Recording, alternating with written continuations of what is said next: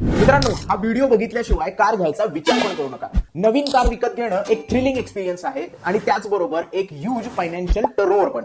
तर मग आता प्रश्न येतो की एक्झॅक्ट अमाऊंट काय असली पाहिजे तुम्ही जेव्हा तुमची नवीन कार घ्यायला जाता तेव्हा. 20-4-10 हा रूल इथे तुमची मदत करू शकतो. हा रूल आपल्याला काय सांगतो, 20% अमाऊंट तुम्हाला डाऊन पेमेंट म्हणून भरायचा आहे. ऑन रोड गाडीची किंमत काय आहे त्याच्या 20% ही अमाऊंट असली पाहिजे. तुम्ही ती पे करू शकता का नाही याचा विचार पहिल्यांदा करा. आता 4 म्हणजे काय, तुमच्या गाडीच्या लोनचा हप्ता हा 4 वर्षाचाच असला पाहिजे.